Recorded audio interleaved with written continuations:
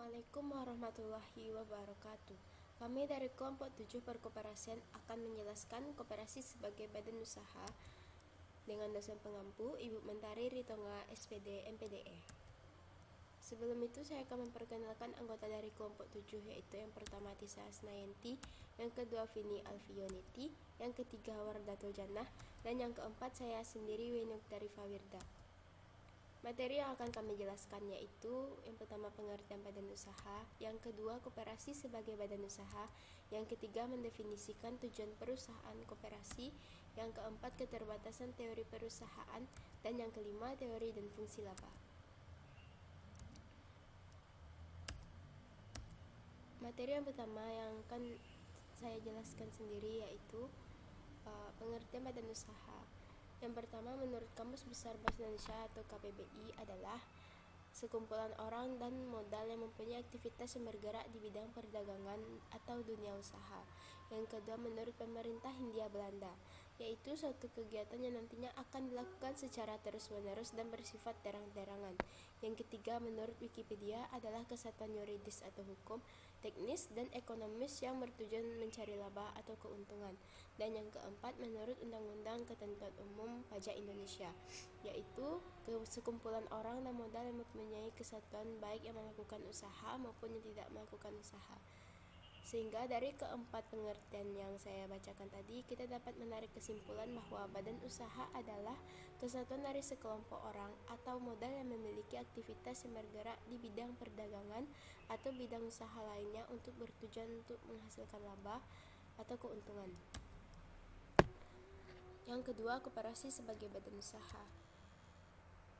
Koperasi adalah badan usaha menurut Undang-Undang Nomor 25 Tahun 1992. Sebagai badan usaha, koperasi tetap tunduk terhadap kaidah-kaidah perusahaan dan prinsip-prinsip ekonomi yang berlaku. Dengan mengacu pada konsepsi sistem yang bekerja pada suatu badan usaha, maka koperasi sebagai badan usaha juga berarti merupakan kombinasi dari manusia, aset-aset fisik dan non-fisik, informasi, dan teknologi. Yang kedua, ciri utama koperasi membedakan dengan badan usaha lainnya adalah pada posisi anggotanya, yang terdapat dalam Undang-Undang Nomor 25 Tahun 1992 tentang perkoperasian disebutkan bahwa anggota koperasi adalah pemilik sekaligus pengguna jasa koperasi. Yang ketiga yaitu badan usaha koperasi merupakan wadah kesatuan tindakan ekonomi dalam rangka mempertinggi efisiensi dan efektivitas pencapaian tujuan ekonomi individu anggotanya. Materi selanjutnya akan dijelaskan oleh rekan saya.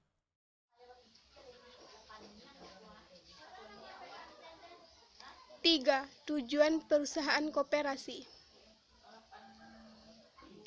Tujuan dari perusahaan koperasi tidak hanya untuk mencari laba saja, tetapi juga untuk memperoleh suatu manfaat.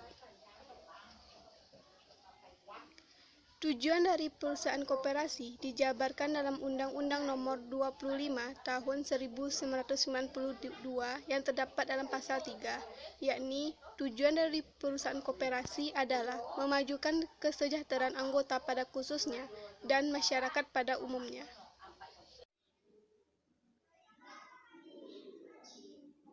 Empat, keterbatasan teori perusahaan.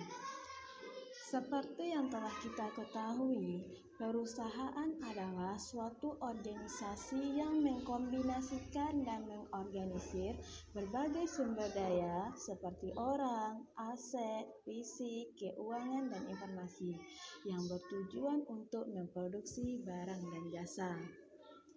Asumsi dasar dari teori perusahaan yaitu bahwa maksud dan tujuan perusahaan adalah memaksimumkan laba jangka pendek dan laba jangka panjang.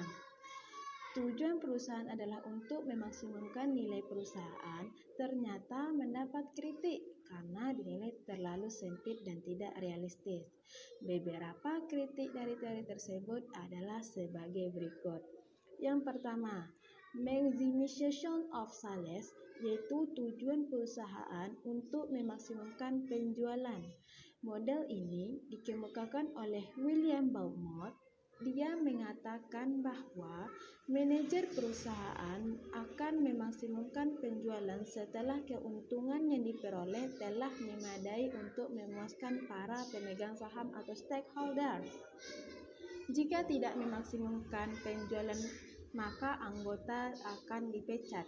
Tetapi dalam perkoperasian tidak seperti itu. Yang kedua, maximization of management utility adalah tujuan untuk memaksimumkan penggunaan manajemen. Teori ini diperkenalkan oleh Oliver Williamson. Ia mengatakan bahwa sebagai akibat dari pemisahan manajemen dengan pemilik atau separation of management from ownership, para manajer lebih tertarik untuk memaksimumkan penggunaan manajemen yang diukur dengan kompensasi seperti gaji, tunjangan tambahan, pemberian saham, dan sebagainya, daripada memaksimumkan keuntungan perusahaan. Sehingga dalam perusahaan antara pemilik dan anggota terjadi perbedaan yang sangat mencolok, sementara dalam perkoperasian tidak. Terakhir ada satisfying behavior, adalah tujuan perusahaan untuk memuaskan sesuatu dengan bekerja keras. Model ini dikemukakan oleh Herbert Simon. Ia mengatakan, di dalam perusahaan modern yang sangat kompleks, di mana tugas manajemen menjadi sangat rumit dan penuh ketidakpastian karena kekurangan data, maka manajer tidak mampu memaksimumkan keuntungan, tapi hanya mampu berjuang untuk memuaskan beberapa tujuan yang berkaitan dengan penjualan, pertumbuhan, pangsa pasar, dan sebagainya. Sehingga dalam perusahaan hanya satu pihak saja yang berjuang, sementara dalam perkoperasian semua anggota memiliki peran penting masing-masing. Baiklah, selanjutnya saya akan menjelaskan teori dan fungsi laba. Teori laba. Laba disebut sebagai sisa hasil usaha atau SHU. Laba di dalam akuntansi didefinisikan sebagai selisih antara harga penjualan dengan biaya produksi. Menurut teori laba, tingkat keuntungan pada setiap perusahaan biasanya berbeda pada setiap jenis industri. Terdapat beberapa teori yang akan saya jelaskan. Yang pertama, teori laba menanggung risiko. Menurut teori ini, keuntungan ekonomi di atas normal akan diperoleh oleh perusahaan dengan risiko di atas rata-rata. Selanjutnya, teori laba frisional. Teori ini menekankan bahwa keuntungan meningkat sebagai suatu hasil dari friksi keseimbangan jangka panjang. Selanjutnya, saya akan menjelaskan teori laba monopoli. Teori ini mengatakan bahwa beberapa perusahaan dengan kekuatan monopoli dapat membatasi output dan menekankan harga yang lebih tinggi daripada bila perusahaan beroperasi dalam kondisi persaingan sempurna. Kekuatan monopoli ini dapat diperoleh melalui penguasaan penuh atas suplai bahan baku tertentu, skala ekonomi, kepemilikan hak paten, pembatasan dari pemerintah. Selanjutnya, saya akan menjelaskan fungsi laba. Laba yang tinggi adalah pertanda bahwa konsumen menginginkan output yang lebih dari industri. Sebaliknya, laba yang rendah adalah pertanda bahwa konsumen menginginkan kurang dari produk yang ditangani. Laba memberikan pertanda krusial untuk relokasi sumber daya yang dimiliki masyarakat.